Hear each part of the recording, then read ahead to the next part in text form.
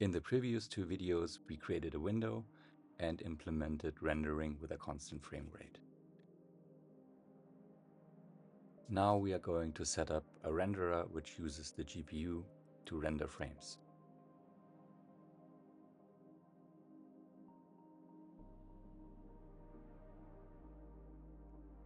In our main loop, directly after we got triggered by the display link, we are inserting a call to the renderer.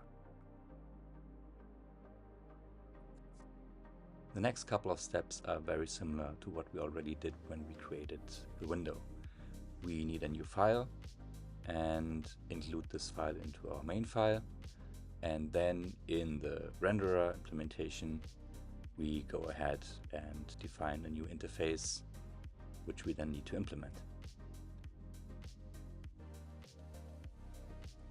Our renderer is going to use the Metal framework, which is Apple's API, to configure and use the GPU.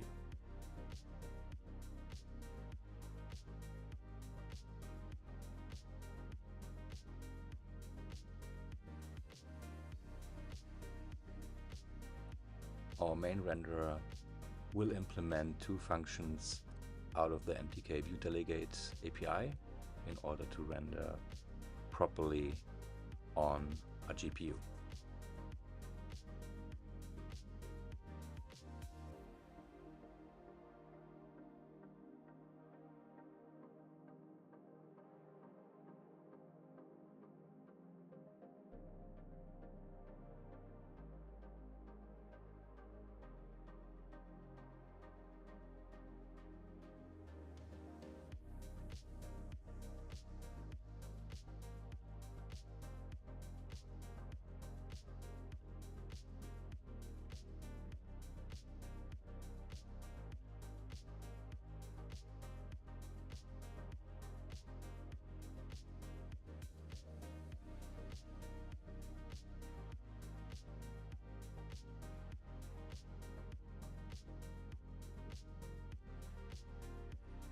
Now that we have created an instance of the main renderer in our main file, we now need to implement the render function in this file here.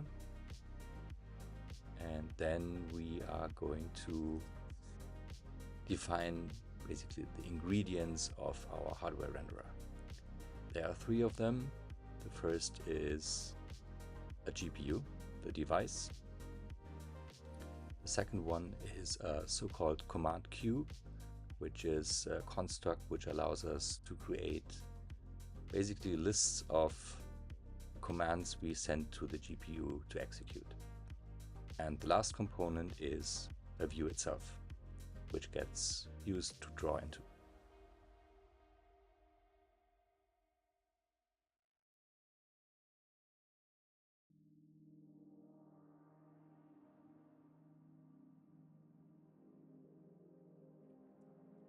Now we use the Metal API to create a system default device, which is basically your GPU, the command queue, and a view.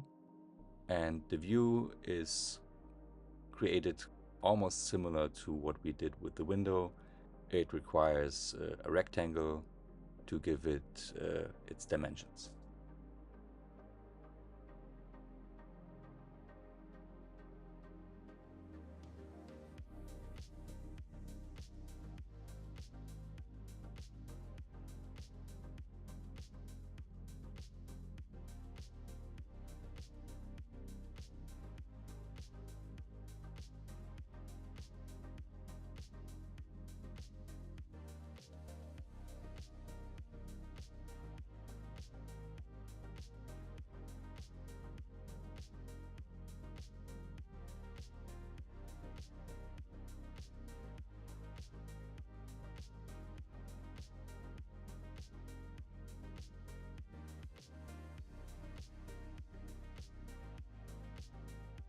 Trying to build the current state gives us, well, a couple of problems and errors.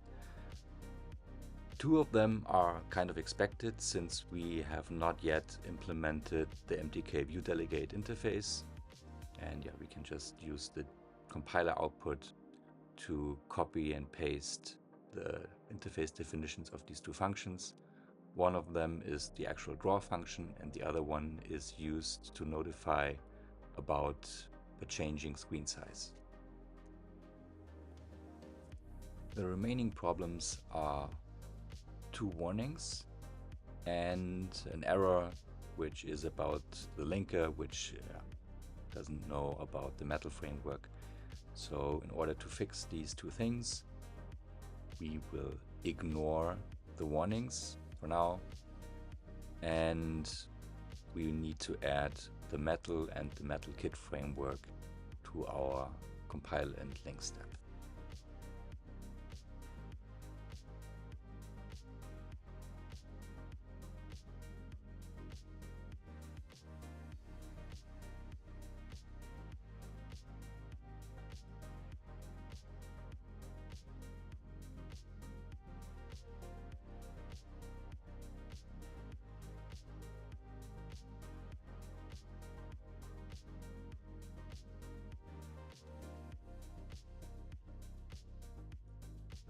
Now that everything compiles, we need to set up and configure some of the view's properties. The first one is paused. We want this to be true, so the view will not render on its own. We want to do this explicitly via our render loop in our main function. We don't need any display stuff, and we need to set the delegate to ourselves. So we have done this here. And then in our free render function, we tell the view to draw.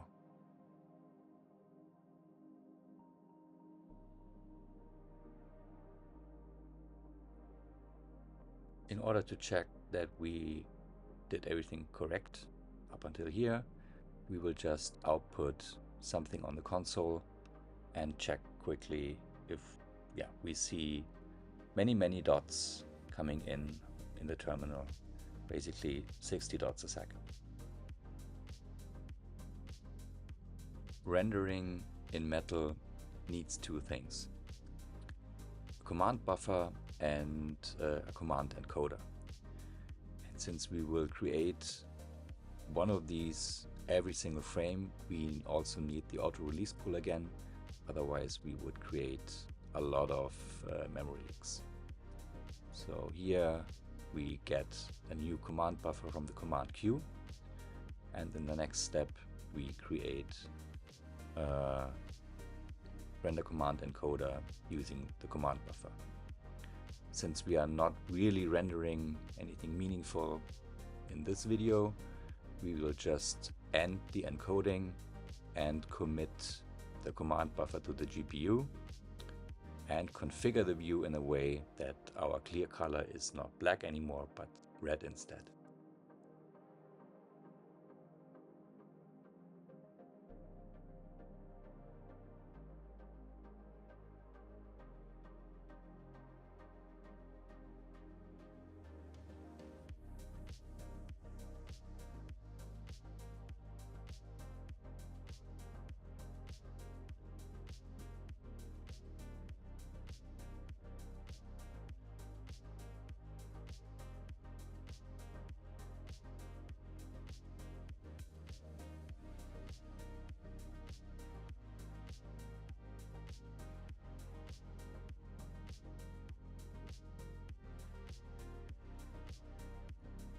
After implementing the render function itself, we now specify the clear color for the view and then test if everything works. The clear color is an RGBA color, so we want to set it red. That means the first channel is 1 and the alpha channel is also 1. Now let's see. Okay, there is a problem, and checking, looking, and I think after a while I realized that there is something missing in our main function. More specifically, our window has already a view, and we need to replace this view with the view from the new GPU renderer. And doing this, should then show a window with a red background.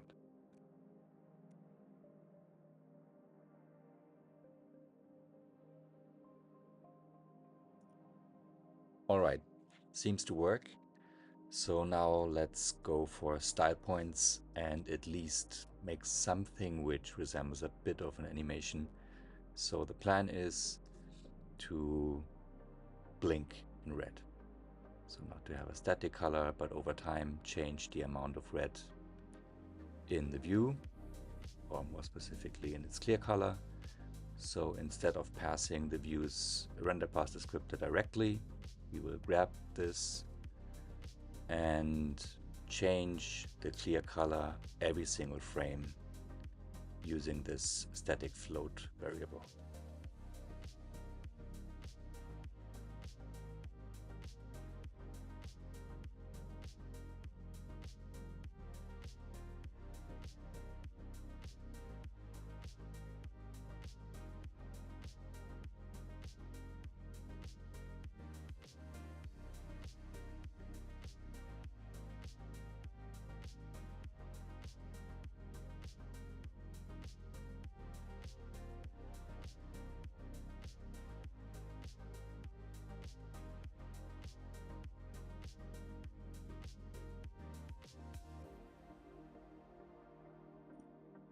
A very simple blink effect can be achieved using the sine function. Since the output is -1 to 1, we also need to have an absolute value here, since negative values will not help us.